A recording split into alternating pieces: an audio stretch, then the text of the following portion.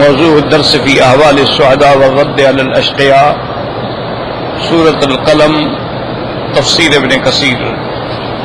الحمد لله رب العالمين، والصلاة والسلام على أشرف الأنبياء وسيد المرسلين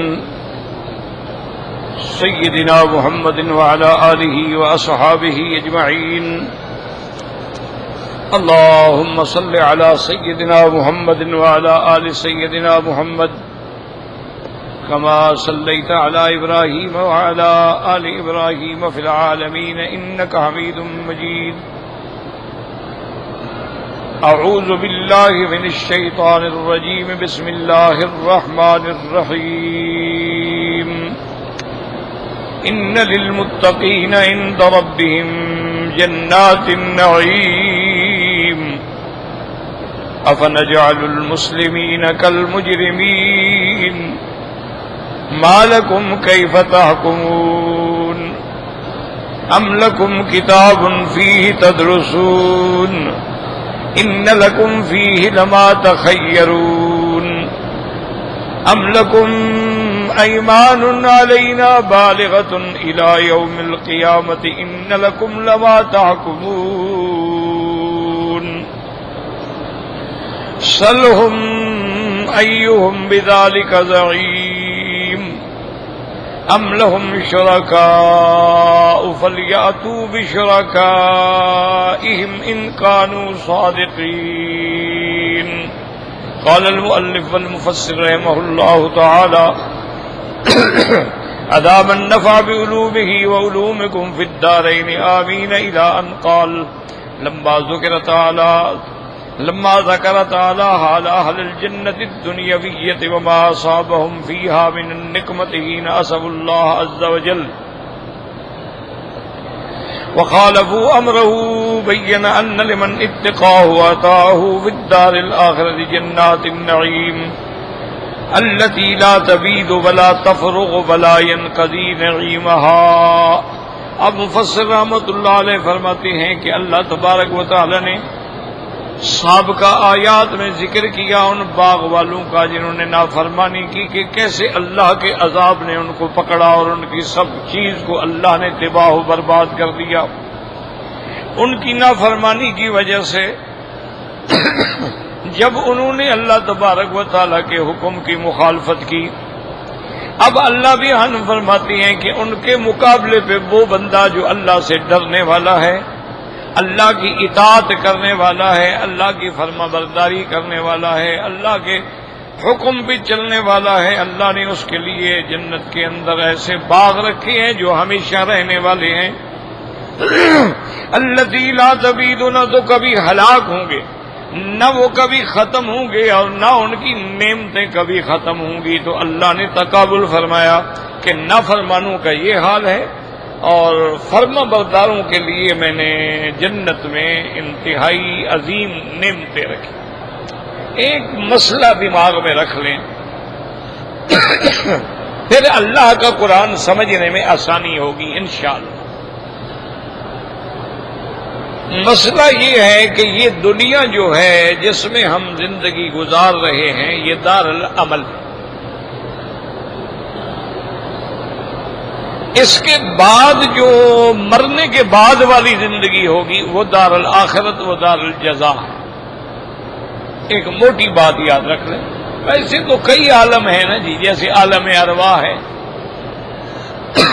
جس میں اللہ نے صرف ارواح کو پیدا فرمایا،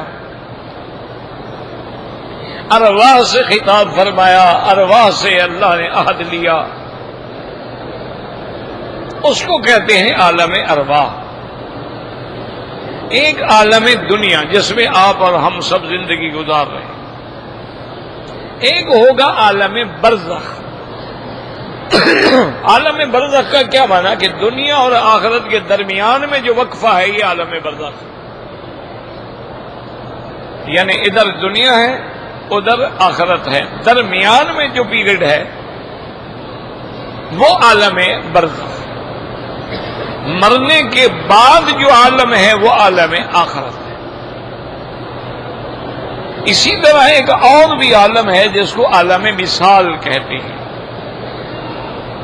عالم مثال کا معنی یہ ہوتا ہے کہ اللہ تبارک و تعالیٰ اس میں ہمیں وہ چیزیں جو سامنے آنے والی ہیں وہ عالم مثال میں دکھلا دیتے ہیں. تو اللہ کے تو خیر کئی عوالم ہیں نا، اس کے علم کے مقابلے پر تو کوئی مخلوق کا علم جو ہے وہ ذرے کے برابر بھی نہیں ہے. تو بہرحال اب یاد رکھ لیں، عالم ارواح بھی گزر گیا. عالم برزخ ان کے لیے ہے جو مر جائیں گے، مرنے کے بعد عالم برزخ شروع ہو گیا. عالم آخرت جو ہے وہ آنے والا،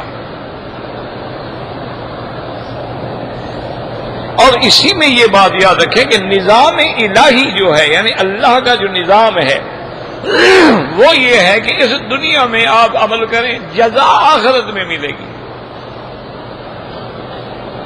اسی لیے اس کا نام یوم الجزا بھی ہے، اسی لیے اس کا نام یوم الدین بھی ہے. دین مانا جزا، مالک یوم الدین. تو جزا، سزا، جنت، جہنم، یہ سارا عالم آخرت میں.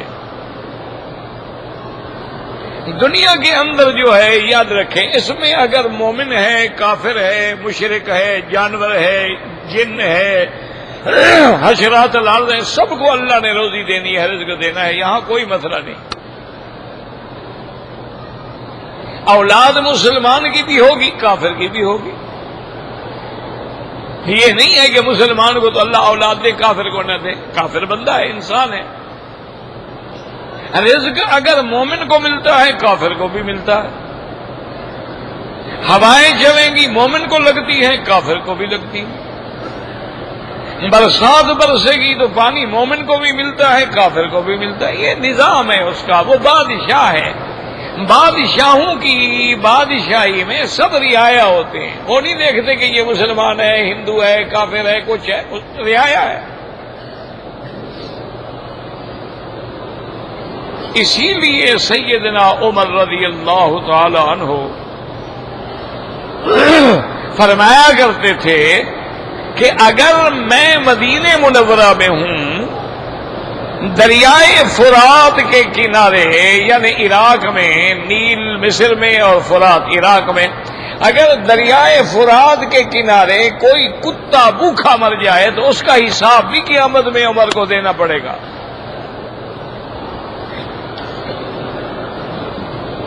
آج کل تو بندے مر رہے ہیں نا، ان کا کوئی حساب نہیں دیتا. لوگ خودکشیاں کر رہے ہیں، بھوکے مر رہے ہیں. بھوک کی وجہ سے لوگ اپنی لڑکیوں کی عزت و عصمت کے سودے کر رہے ہیں، اپنے گردے بیچ رہے ہیں، اپنی آنکھیں نکال کے بیچ رہے ہیں.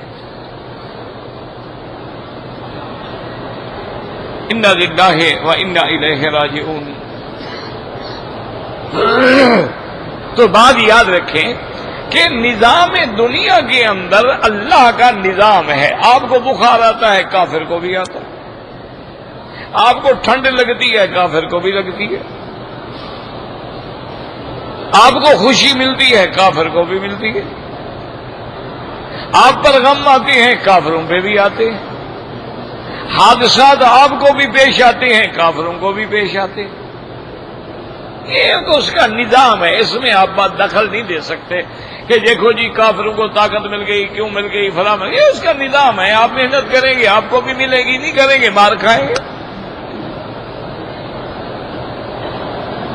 جب تک عالم اسلام نے، مسلمانوں نے محنت کی ہے اور اللہ کے فرمان پہ، رسول کے فرمان پہ چلے ہیں، اور انہوں نے اللہ کی مخلوق کی خدمت کی ہے، تو اس کا انجام یہ تھا کہ پوری دنیا میں اسلام حکمران تھا. یعنی خود آپ اندازہ کر لیں کہ کہاں ماورا نہر، یعنی چین ہے، رشیا ہے، وہ ریاستیں ہیں، اور کہاں اسپانیہ ہے، ہر جگہ اسلام کا پرچم لہراتا تھا. جب یورپ اندھیرے میں تھا، یورپ جاہل تھا، تو علم مسلمان کے پاس تھا.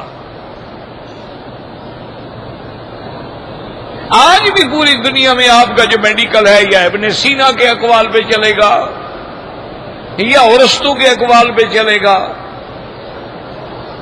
جتنا دنیا میں نئی نئی ایجاد ہوتی تھی وہ مسلمانوں نے کی تھی. سب سے پہلے بحری بیڑے بنانے والا حضرت معاویہ رضی اللہ تعالیٰ عنہ تھا. جس زمانے میں یورپ کو یہ بھی پتہ نہیں تھا کہ غسل کیسے کیا جاتا ہے، اس زمانے میں بھی مسلمان اتنا ایڈوانس تھے کہ بغداد کے اندر خصوصی حمامات ہوتے تھے.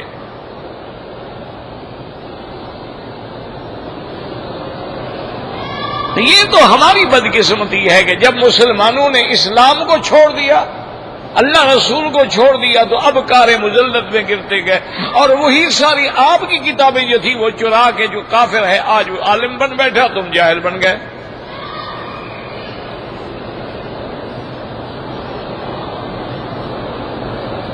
اسی لیے اقبال نے کہا تھا کہ میں نے جب یورپ میں دیکھی کتابیں اپنے آبا کی تو دل ہوتا ہے سی پارا. دل 2 ٹکڑے نہیں 3 ٹکڑے ہو جاتا ہے کہ کتابیں ہماری، علم ہمارا فائدہ وہ اٹھا رہے ہیں، اور ہم جناب ابھی تک اسی بات پہ کھڑے لڑ رہے ہیں کہ جناب ہاتھ کہاں باندھیں، جناب ٹانگیں کتنی کھلی رکھیں. ہم اس دن یہ امت ہدایات میں کھو گئی، دشمن نے ہمیں اس میں لڑا دیا.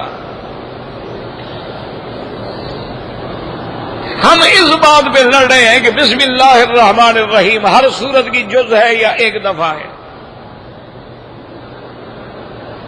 ہم اس بات پہ لڑ رہے ہیں کہ آمین فاتحہ کی جز ہے یا نہیں ہے.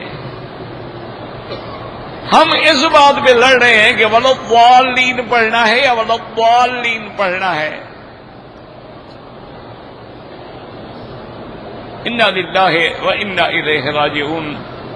دشمن نے ایسا ہم پہ حملہ کیا ہے کہ ہم اپنے گھروں کے اندر یعنی اپنے خول میں رہ کر بھی ایک دوسرے کو کافر بنا رہے ہیں. پہلے لوگ مسلمان بناتے تھے، ہم کافر بناتے ہیں.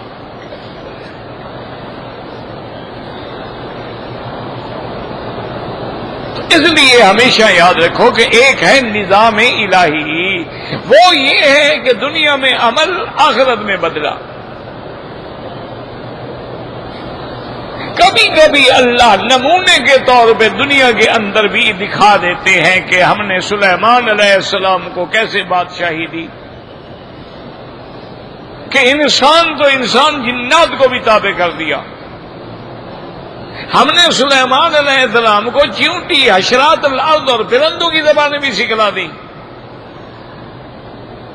ہم نے ہزاروں سال پہلے حضرت سلیمان علیہ السلام کو ایک ایسا ہوائی جہاز بنا کے دے دیا کہ جس کے لیے نہ کیپٹن کی ضرورت ہے، نہ چلانے والے کی، نہ فیول کی، نہ پیٹرول کی، نہ کسی رن وے کی. حضرت سلیمان حکم دیتی ہے، ہوا کو اٹھا کے چل پڑتی ہے. یاد آ گئی آپ کے ملک میں حادثہ ہوا ہے ہوائی جہاز کا، جس میں تقریباً 120 یا 25 آدمی بیچارے شہید ہو گئے. دعا کریں اللہ ان کی مغفرت فرمائے اور ان کے پسماندگان کو اللہ صبر جمیل عطا فرمائے. اور ان کو یہ کوئی معمولی حادثہ نہیں ہے کہ آدمی اپنے بیٹے کو، بھائی کو، بہن کو، بیٹی کو لینے کے لیے ایئرپورٹ پہ کھڑا اور 5-10 منٹ کے فاصلے سے خبر آئے کہ جاؤ لاشیں، اور لاشیں بھی نہ ملے تو ٹوٹی پھوٹی.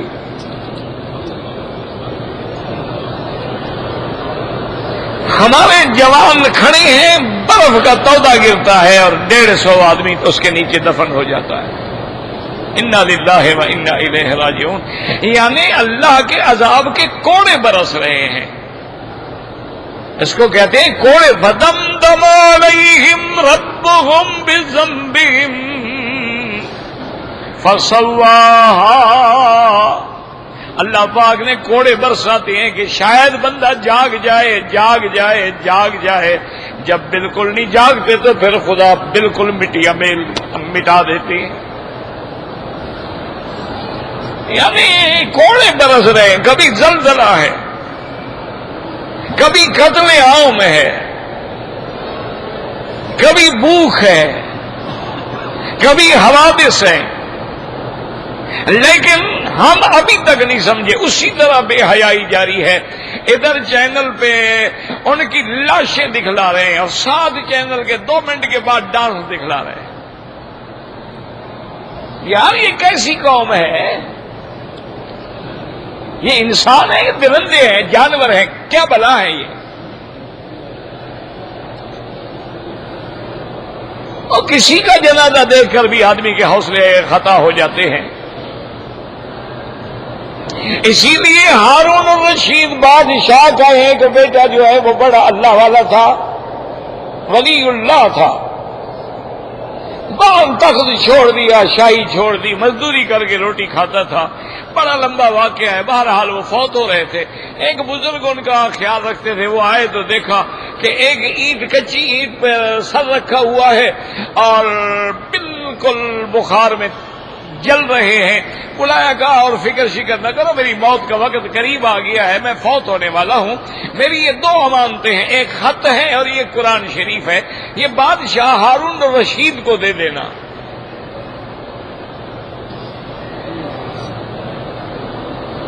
انہوں نے کہا ٹھیک ہے، فوت ہو گئے، انہوں نے جنازہ پڑھا، دفن کیا، دفن ہو گئے۔ مدت کے بعد وہ امانت لے کے بھی، ایک آدمی موت کے وقت مجھے امانت دے کے گیا تھا، وہ لے کے وہاں چلے، ہارون الرشید کے پاس آئے۔ جب ہارون الرشید نے قرآن دیکھا اور لفافہ دیکھا تو اس نے کہا یہ بندہ تمہیں ملا کہاں ہے؟ انہوں نے کہا بادشاہ سلامت وہ فوت ہو گئے۔ انہوں نے کہا تمہیں پتہ ہے وہ کون تھا؟ وہ تو میرا بیٹا تھا۔ تو بادشاہ نے جب خط کھولا تو اس نے لکھا تھا کہ یا صاحبی لا تغتر بتنوع من العمر ينفد والنعيم يزول۔ اس نے لکھا تھا کہ اے میرے مہربان، دنیا کی نعمتوں میں غرہ ہو کہ خدا کو نہ بھول جا۔ یہ زندگی ختم ہو رہی ہے، نعمتیں ختم ہو رہی ہیں۔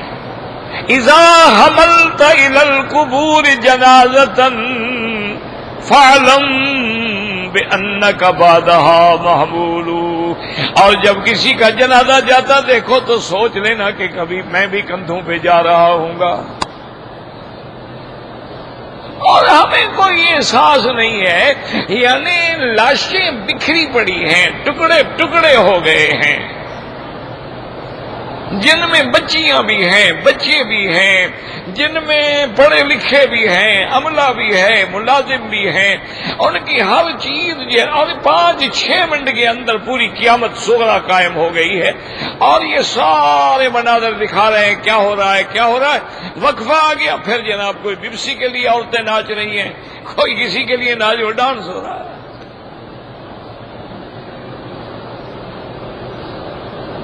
تو پھر تیار ہو جاؤ، نہ سمجھو گے تو مٹ جاؤ گے، تمہاری داستان تک بھی نہ ہوگی داستان۔ پتہ نہیں یہ کیسی قوم ہے یار، ان کو کوئی احساس نہیں، کوئی حیا، کوئی شرم، کوئی خوف خدا، کچھ بھی نہیں۔ ٹھیک ہے حادثے ہوتے ہیں، ساری دنیا میں ہوتے ہیں، لیکن ایسا تو نہیں بے حسی ہوتی۔ ایسا تو نہیں ہوتا ہے کہ ادھر ایک آدمی کے گھر میں ماتم ہے اور ادھر آپ شہنائیاں بجا رہے ہوں۔ اور مسلمان کیسے ہیں؟ ادھر دیکھ رہے یار بڑا افسوس ہے، ادھر پھر دیکھ رہے ہیں یار لڑکی ڈانس تو بڑا اچھا کر رہی ہے۔ یہ مسلمان 4 نمبر پہ اینکیں لگ گئی ہیں، بیٹھے رات کو فلم پہ ہیں۔ یہ کیسی قوم ہے بھائی؟ ہمیں تو بھائی سمجھ نہیں آئی۔ تو اس لیے ہمیشہ یاد رکھیں، کبھی اللہ نمونہ دکھلا دیتے ہیں۔ قوم عاد کو اللہ نے کیسے پکڑ لیا؟ اما عاد فاہلکوا بريح صرصر عاتیۃ۔ اللہ نے فرمایا کہ قوم عاد جس کو بڑا خیال تھا کہ ہم بڑے طاقتور ہیں، ہم نے کیسے مارا، ہوا بھیج دی۔ تو اس لیے اللہ تبارک و تعالیٰ نے کبھی کبھی یہ بھی ہوتا ہے کہ بھئی جب باغ والوں نے نافرمانی کی، بخل کیا، اللہ کے راستے میں دینے سے انکار کیا، والد کے طریقے کو سے بھی انکار کیا، ایک رات کا معمولی سا جھٹکا آیا، صبح اٹھے تو سیاہ اندھیری رات،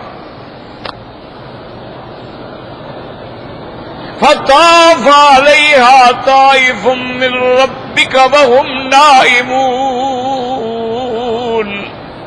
فاصبحت کالصریم۔ اب جب صبح ہوئی تو ایسے تھا جیسے سیاہ رات ہوتی ہے، یا جیسے گھاس سوکھنے کے بعد چورا چورا ہو کے ختم ہو جاتا ہے، مٹی میں مل جاتا ہے۔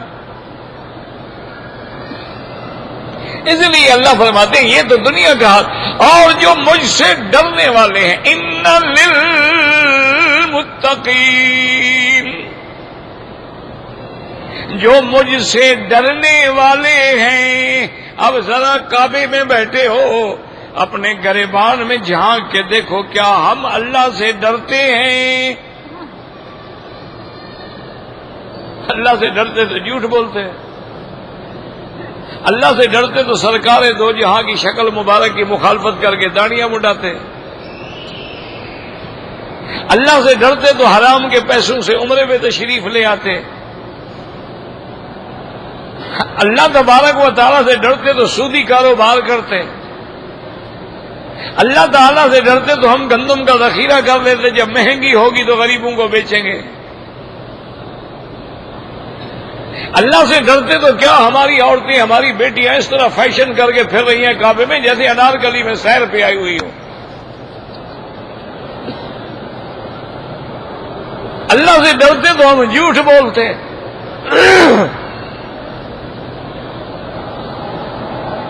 یعنی کہتے ہوئے ڈر لگتا ہے۔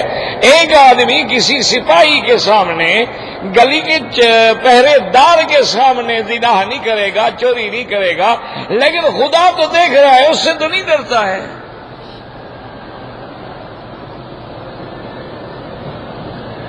اس لیے اللہ نے بھی فرما دیا کہ نعمتیں تو ہیں لیکن ان کے لیے جو مجھ سے ڈرنے والے ہیں۔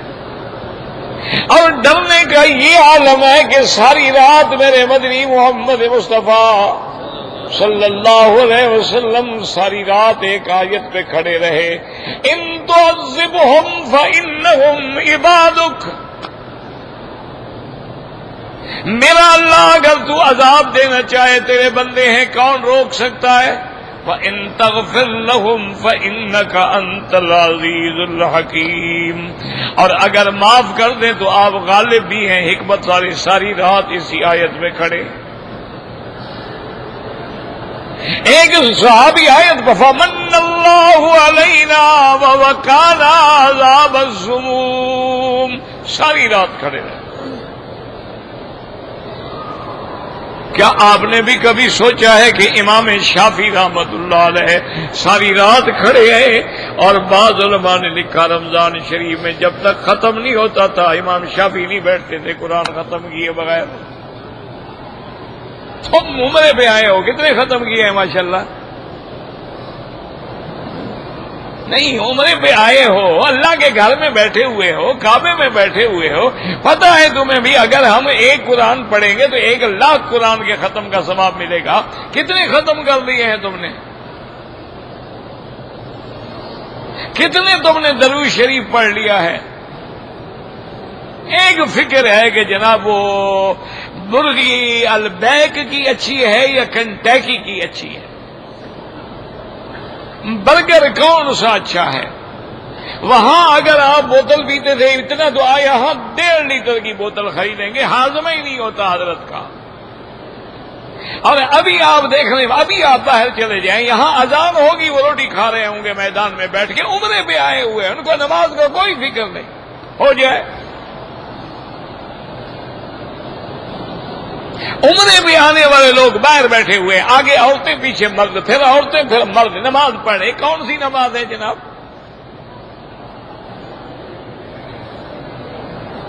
یہ کون سی نماز ہے کہ عورتیں آپ کے آگے ہیں آپ پیچھے کھڑے ہوں؟ کہ کون کہتا ہے نماز ہوتی ہے؟ کھڑے ہیں، عورتیں مرد اکٹھے بیٹھے ہوئے ہیں، محرم بھی غیر محرم بھی ایک ہی کمرے میں رہ رہے ہیں، آئے ماشاءاللہ عمرے پہ ہیں، لبیک اللہم لبیک لبیک لا شریک لک لبیک. یہ ڈرنے والے لوگ ہیں، یہ اللہ سے ڈرنے والے لوگ ہیں. اللہ اکبر اللہ اکبر. اور مسلمانوں اگر تم چاہتے تو تم تو روزانہ 10 پارے 15 پارے قرآن شریف پڑھ لینا، کون سا مشکل بات ہے؟ ہر نماز کے بعد 2 پارے پڑھ لو، 10 پارے تو روز کے ویسے ہو جائیں گے.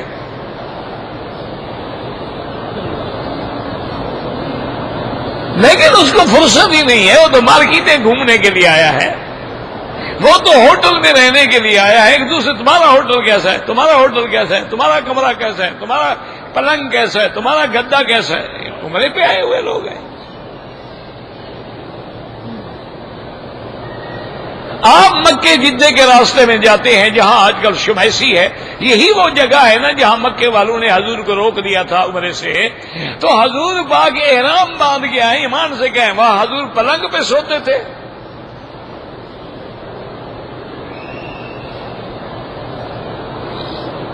جتنی دیر آپ کو روکا گیا احرام کی حالت میں مٹی پہ سو رہے ہیں.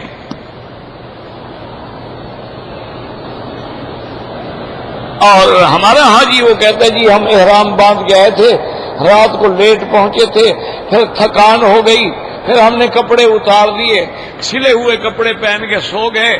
دوسرے دن جب صبح اٹھے نا جی پھر غسل کر کے میک اپ سنگار کر کے پھر ہم نے عمرہ کیا. ماشاءاللہ یہ کون سا عمرہ ہے بھائی؟ عورتیں ہیں ہو جی، عورت نے احرام باندھا ہوا تھا، کون سا احرام بھی ہو جی، کپڑا باندھا ہوا تھا.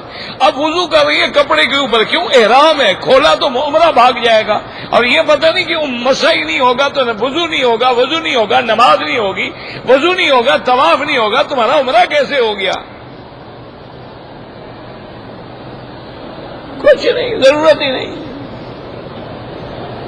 ورنہ مشکل مسئلہ کیا ہے کہ جب عمرے پہ آ رہے ہو ایک کتاب لے لو، اس کو 5-6 دفعہ پڑھ لو بھی عمرہ کیا ہوتا ہے، احرام کیا ہوتا ہے، عورت کے لیے کیا حکام ہے، مرد کے لیے کیا حکام ہے، میقات کیا ہوتا ہے، عورت کو اگر حیض ہو تو کیا کرے، عورت نے کپڑا کیا باندھنا ہے، اس کے لیے تو کوئی کپڑا نہیں ہوتا. جو کپڑے ہیں بس نیت کرنی ہے، لبیک اللہم لبیک لبیک لا شریک لک لبیک.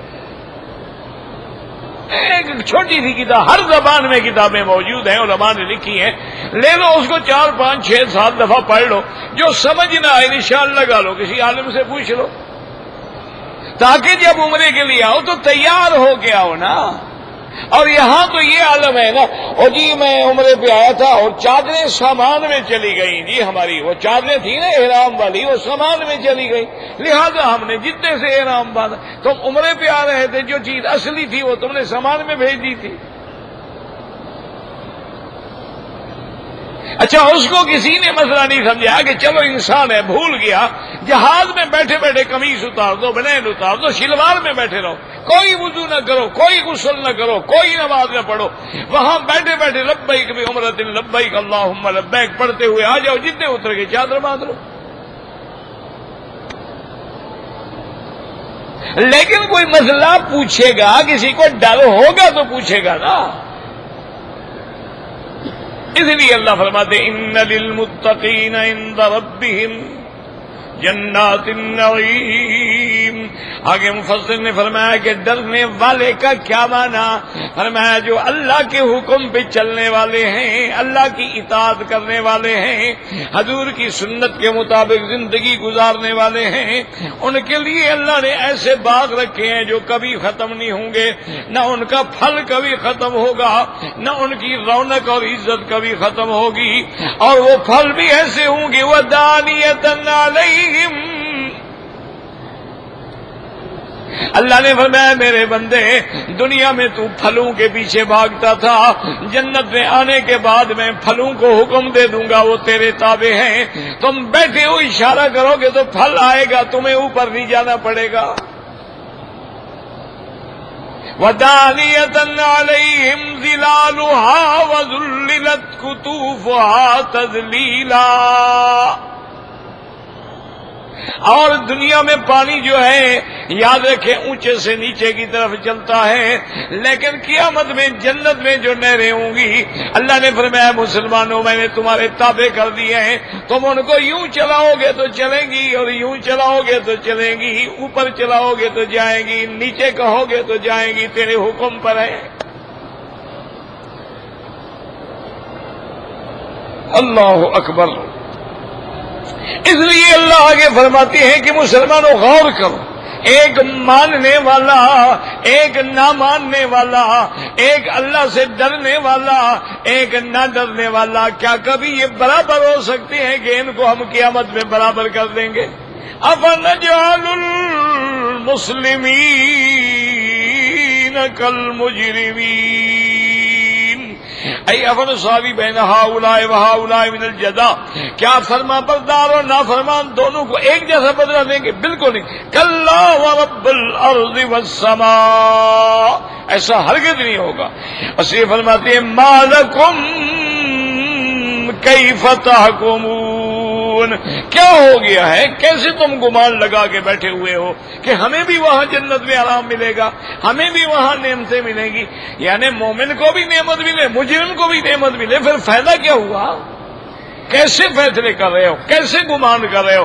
خبردار ایسا نہیں ہوگا، بلکہ لا یستوی اصحاب النار واصحاب الجنہ، اصحاب الجنۃ هم الفائزون، کبھی جہنمی اور جنتی برابر نہیں ہو سکتے، جنت والے جو ہیں کامیاب ہوں گے۔ دعا کریں اللہ ہمیں جنت والوں میں بنا دے۔ وما ذلک علی اللہ بعزیز، اللہ کے آگے مشکل نہیں ہے کہ رحم فرما دے، ہم اس کی مخلوق ہیں، وہ رحم فرما دے۔ کہتے جی کہ عورتوں کو رش کے اندر حتیم میں یا حجر اسود کا بالکل نہیں جانا چاہیے۔ میرا بھائی اگر تمہیں احساس ہو رات کو 12 بجے کے بعد آگے طواف کریں، عورتیں بڑے آرام سے طواف ہو سکتا ہے، بوسہ بھی ہو سکتا ہے، حتیم بھی مل سکتا ہے۔ صبح آپ جو ہے 8 بجے سے لے کر 11 بجے دن تک آرام سے طواف کریں، بغیر کسی دھکے کے طواف ہو سکتا ہے۔ حتیم میں بھی جگہ مل سکتی ہے، مقام ابراہیم پہ بھی مل سکتی ہے۔ تم بھی تو اسی وقت آتے ہو نا کہ جو رش آور ہے کہ بھئی مغرب کی نماز پڑھنے آئے، چلو یار طواف کر کے جان چھڑاؤ، ایک آدھا طواف تو کر لینا۔ اور طواف کا یہ معنی نہیں ہوتا ہے کہ بے وقوفوں کی طرح بھاگ رہے ہو، نظر نیچے ہو، زبان پہ ذکر ہو اور دل میں اللہ کی ذات کی عظمت کا فکر ہو کہ مولا تیرے گھر کے باہر میں پھر رہا ہوں، کیا میرے یہ پاؤں اس قابل تھے کہ تیرے دروازے پہ آئے؟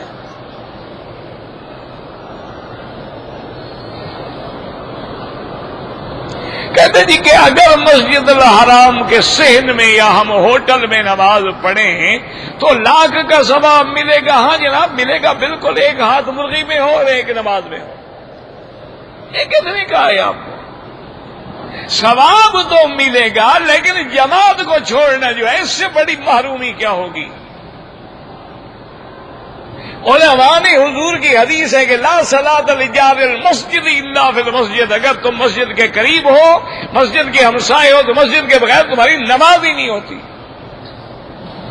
ایک ہے مسئلہ کہ بھائی پورے حرم میں 1 لاکھ کا ثواب ملے گا، لیکن مسجد میں آنا تو ضروری ہے نا، جماعت میں آنا تو ضروری ہے، یہ تو نہیں کہ ہوٹل میں بیٹھے رہو۔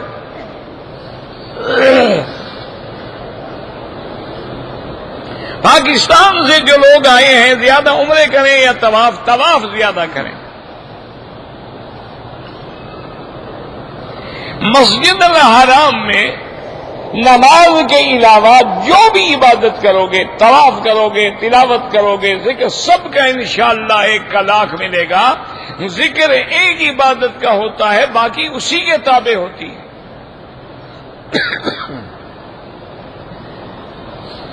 وادی جن کا مجھے نہیں پتا، آپ وہاں تشریف لے جائیں، ان سے ملاقات کریں، پوچھیں کیا حقیقت ہے. نہ پہلے دماغ کی خرابی دیکھو. جب اللہ نے ہمیں کعبے میں بٹھایا، وادی جن کیا کرنے جائیں گے؟ مدینہ منورہ میں جانے کے بعد، حضور کے روضے کو دیکھنے کے بعد، ریاض الجنت میں بیٹھنے کے بجائے وادی الجن میں ہم کیا کریں گے جناب؟ ہاں جی گاڑی خود بخود چلتی ہے، ٹھیک ہے جی، آپ وہاں جا کے ڈیرا لگا دیں، پیٹرول بچ جائے گا.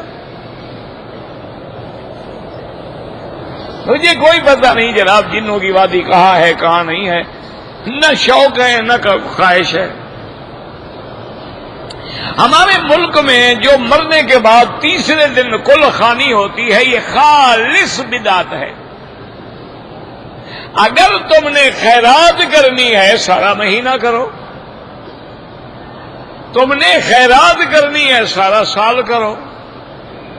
یہ دن مقرر کرنا صرف اللہ کو حق ہے کہ یہ جمعہ ہے، یہ عید الفطر ہے، یہ عید الاضحیٰ ہے، یہ رمضان ہے، یہ لیلۃ القدر ہے، یہ عشرہ ذی الحجہ ہے. یہ اللہ کے سوا کوئی نہیں مقرر کر سکتا.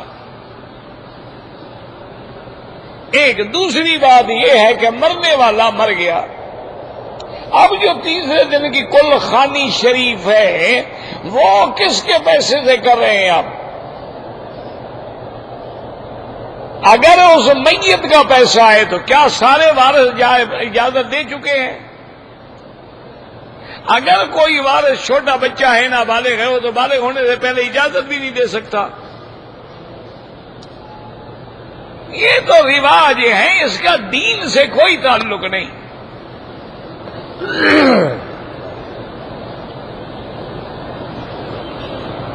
کہتے تھے کہ جادو سے بچنے کے لیے کیا عمل ہے؟ آسان عمل تو یہی ہے کہ یہاں مدینہ پاک میں کھجور ملتی ہے اجوا، وہ آپ لے جائیں اور روزانہ جو 7 دانے کھا لے گا اس دن اس پہ کوئی جادو اثر نہیں کرے گا. دوسری بات یہ ہے کہ سورۃ البقرہ کی تلاوت کریں. تیسری بات یہ ہے کہ معوذتین جو آخری صورتیں ہیں ان کی تلاوت کریں. آیت الکرسی کی تلاوت کریں. اور جتنی آیات قرآن میں آئی ہیں جادو کے باطل ہونے کے بارے میں ان کی تلاوت کریں. لوگوں نے چھاپ دی ہے، لکھی ہوئی ہے، کتابوں میں ملتی ہے. ایک دفعہ پڑھ لیا کریں گھر میں، کوئی جادو وادو نہیں ہوگا.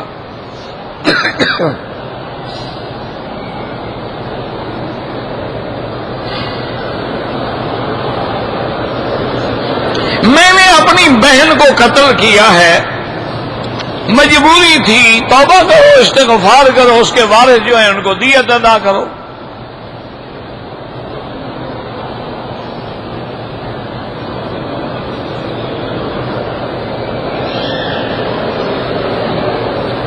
کہتے جی کہ میں نے ایک بوڑھی عورت کو طواف بھی کرایا، صفا مروہ بھی ویل چیئر پہ کرایا، لیکن صفا مروہ میں دوڑنا بھول گیا. کوئی ضرورت نہیں، کہاں لکھا ہوا ہے کہ صفا مروہ میں دوڑنا ہے؟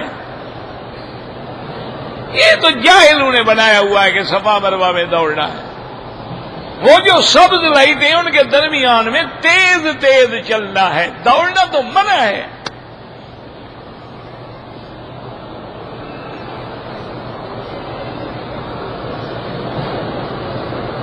حجر اسود کی طرف جب ارادہ کریں، اشارہ کریں اللہ اکبر،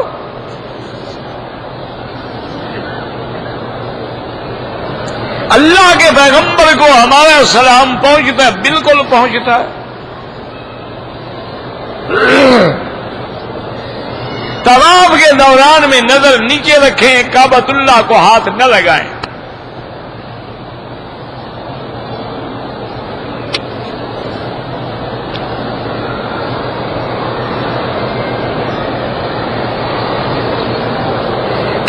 کہ بعض مدینہ پاک میں بھی اور مکہ شریف میں بھی جو مؤذن ہیں ان کی داڑھی نہیں ہے. دعا کرو اللہ ہدایت کرے، خدا کرے پیدا ہو جائے داڑھی. بابا ہم نے کلمہ حضور محمد مصطفیٰ کا پڑھا ہے، مکے مدینے والوں کا کلمہ نہیں پڑھا. مسئلہ یہ ہے کہ داڑھی مڈانے والا فاسق ہے، نہ وہ امام بن سکتا ہے نہ مؤذن بن سکتا ہے.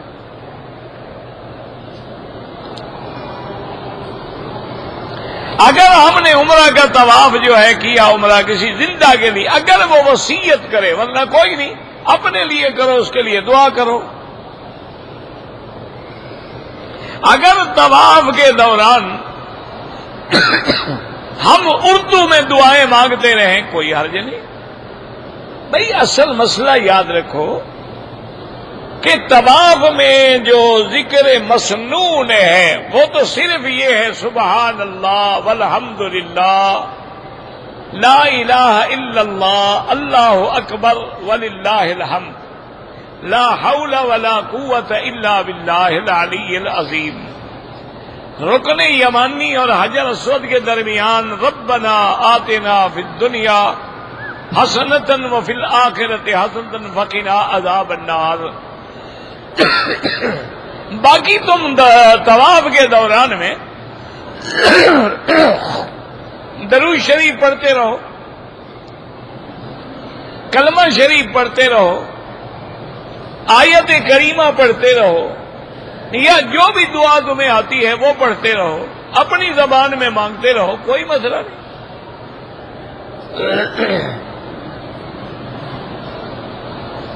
کہتے جی کہ میں پریشان ہوں۔ جب آدمی پریشان ہوتا ہے تو اس کی دعا منظور کرنے کا تو اللہ نے قرآن میں ذکر کیا ہے کہ امن یجیب المضطر اذا دعا، کون ہے جو پریشان حالوں کی دعا کو سنتا ہے؟ تم دل سے دعا کرو، اللہ سب پریشانیاں دور کر دیں گے۔ علاج یہ ہے کہ درود شریف زیادہ پڑھو۔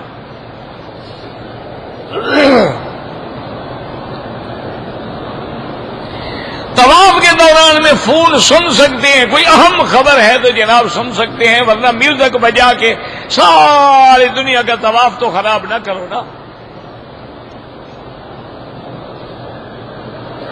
کہتے جی کہ حرم میں نیکی 1,00,000 کے برابر ہے، گناہ ایک کا ایک لکھا جاتا ہے، لیکن وہ ایک گناہ بھی تو برباد کرنے کے لیے کافی ہے نا۔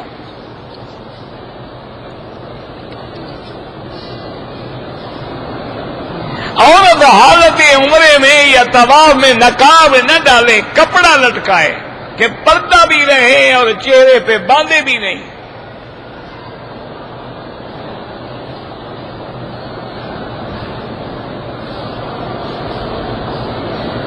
کہتے جو آگے جگہ ہے وہ بھائی میرا بھائی کتنی جگہ ہوتی ہے، ہم کہہ دیں گے چلو یہ لوگ تھوڑا اور آگے آ جائیں گے، لیکن کیا فرق پڑے گا اس سے؟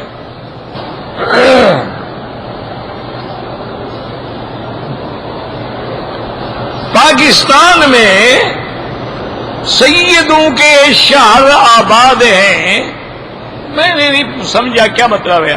سید ہر ملک میں، عرب میں بھی ہے، عجب میں بھی ہے، لیکن اصل سید وہ ہوتا ہے جو متبع ہو سنت محمد مصطفیٰ کا۔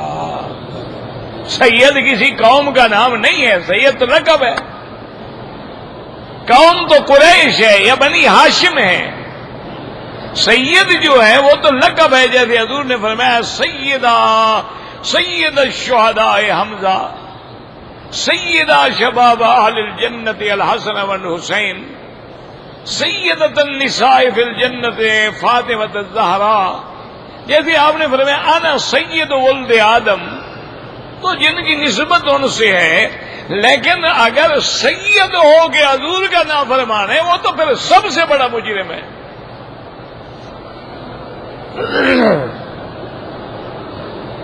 اگر ہم نے عمرہ کرنے کے بعد ایک دوسرے کے سر پہ اس طرح پھیر دیا بالکل جائز ہے، اپنا حلق خود کر لیں بالکل جائز ہے۔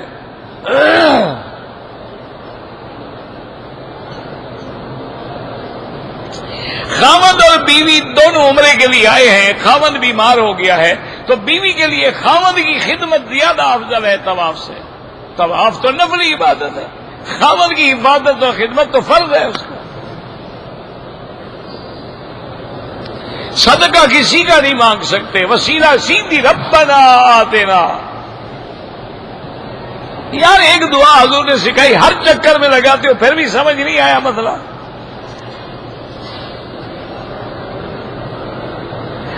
اگر عورت حیض کی حالت میں ہے، حنفی مسلک میں پوری آیت نہیں پڑھ سکتی، اگر پڑھانے والی ہے تو چھوٹے چھوٹے لفظ بتلا سکتی ہے، لیکن یہاں پر جو ائمہ کرام ہیں ان کا فتویٰ یہ ہے کہ اگر حافظہ ہے، مدرسہ ہے، ہاتھ نہ لگائے لیکن یاد پڑھا سکتی ہے۔ اگر دم کے پیسے نہ ہوں تو پھر روزے رکھ سکتا ہے۔ کہتے جی کہ لکل امت الرسول، بالکل حضور ساری امتوں کے لیے رسول ہے، امریکہ ہو یا پاکستان ہو یا ہندوستان ہو، عرب عجم کے لیے آپ رسول ہیں نا، آپ کی دعوت پورے عالم میں پہنچ گئی ہے۔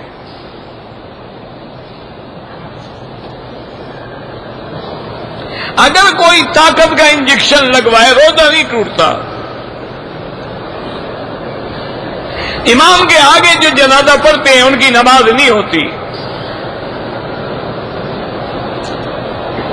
اگر آپ نے عمرہ کیا اس طرح پھروایا، پھر عمرہ کیا پھر بھی اس طرح پھرایا، ٹھیک ہے، بال ہوں نہ ہوں۔ پاکستان میں میزان بینک ہے، میں تو نہیں جانتا، سنا ہے کہ ان کا معاملہ اسلام کے مطابق ہے، اللہ عالم۔ کالی مہندی اور دوسری ملا کے لگائیں، ہاں لگا سکتے ہیں، مقصد یہ ہے کہ بال کالے نظر نہ آئے۔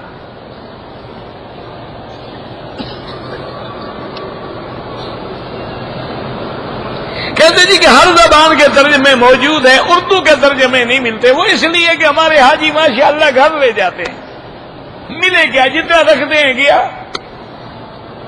باقی تو رکھے ہیں نا پڑھنے کے لیے، ہمارے تو لے جانے والے لوگ ہیں نا ماشاءاللہ۔ حجر اسود کو بوسہ دینے کے لیے انتظام ہونا چاہیے، آپ لکھ دیں نا جی انتظام کیا ہو۔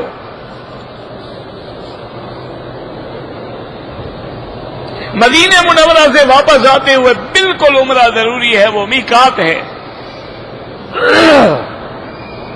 طواف کرتے ہوئے نظر نیچے رکھیں۔ آپ نے والدین کا عمرہ کیا، ٹھیک ہے،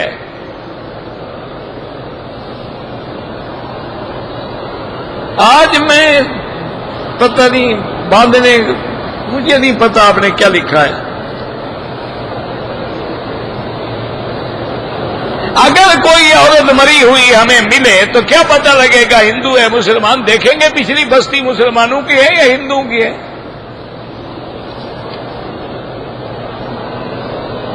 میرے چپل کوئی لے گیا، انا للہ پڑھو اور کیا کرو۔ میری بیوی مکے میں پہنچی، حید آ گیا، ہوٹل میں بیٹھی رہے، جب پاک ہو جائے غسل کر کے عمرہ کرے۔ بہرحال کوئی تقلید کو نہیں مانتا، اس کی مرضی، لیکن تقلید کے بغیر پورے عالم میں گزارا ہی نہیں ہو سکتا۔ بیعت کرنا بالکل درست ہے، لیکن جس شیخ کی بیعت کی جائے وہ متبع سنت ہو۔ میری بیٹی کا نام اسوا فاطمہ، اسوا تو الگ نام ہے، فاطمہ الگ نام ہے، ویسے دونوں ٹھیک ہے۔ ہوائی جہاز میں کھڑے نہ ہو سکیں تو پھر بیٹھ کے نماز ہو سکتی ہے، اگر کھڑے ہو سکیں تو پھر بیٹھ کے نماز نہیں ہوتی۔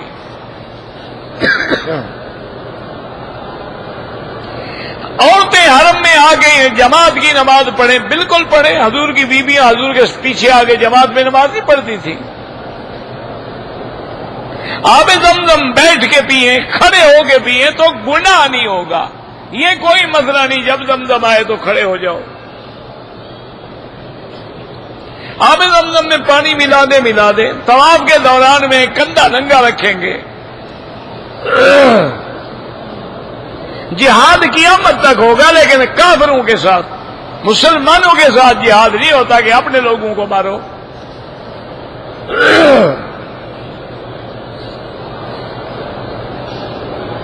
عمرہ کرنے کے بعد واپس جائیں یا یہاں رہیں، تجربہ کر کے دیکھ لو، انشاءاللہ پہنچا دیں گے گھر۔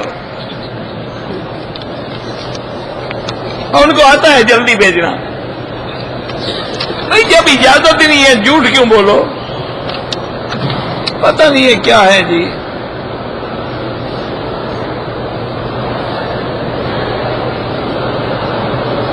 مجھے پڑھیں گے بعد میں، ابھی یہ لمبا چوڑا خط تو نہیں پڑھا جا سکتا. اللہم صلی علی سیدنا محمد وعلی آل سیدنا محمد وبارک وسلم. دعا کریں جو حادثے میں فوت ہوئے ہیں یا جو فوجی جوان بیچارے شہید ہوئے، اللہ سب کے درجات بلند فرمائے. اللہ ان کے پسماندگان کو صبر جمیل عطا فرما. اللہ پاکستان سے اپنے عذاب رفع فرما. یا اللہ عالم اسلام پہ رحم فرما. یا اللہ اس بلد الامین کو قیامت تک ہر فتنے سے محفوظ فرما. یا اللہ بیماروں کو شفا عطا فرما. یا اللہ اس عاجز کو بھی شفا عطا فرما. ظاہری باطنی روحانی جسمانی پریشانیاں اپنی رحمت سے دور فرما. یا اللہ بے حیاؤں کو حیا عطا فرما. بے دینوں کو دین عطا فرما. بے اولادوں کو اولاد عطا فرما. قرض داروں کے قرض عطا فرما. جن کا رزق تنگ ہے ان کے رزق میں برکتیں عطا فرما. یا اللہ ہمیں مانگنا نہیں آتا، بغیر مانگے عطا فرما. یا اللہ جو لوگ بھی تیرے دین کا کام کر رہے ہیں سب کی حفاظت فرما. یا اللہ مسلمان جس ملک میں ہیں ان کی جان مال آبرو عزت کی حفاظت فرما. ربنا آتنا فی الدنیا حسنۃ وفی الآخرۃ حسنۃ وقنا عذاب النار. صلی اللہ تعالی علی خیر خلقہ سیدنا محمد وعلی آلہ واصحابہ اجمعین. اللہم صلی علی سیدنا محمد وعلی آل سیدنا محمد کما صلیت علی ابراہیم وعلی آل ابراہیم.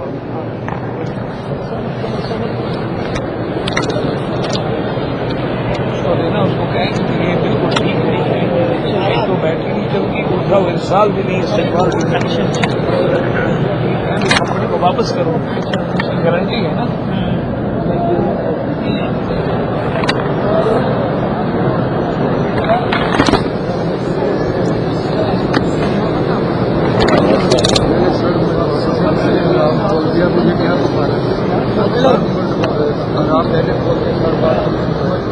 مندر یہ ہوتا نا دیکھ رہا ہے.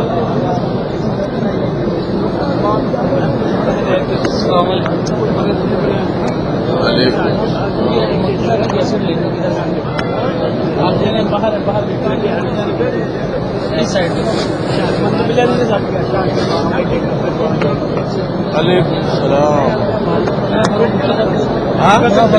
یہ مسجد بلا دن ادھر ہے کے ساتھ پونے میں جو دکان ہے وہی ہے. بلا دن مسجد پونے دکان ہے اسی میں ملتا ہے لائٹ کے بغل میں. وہ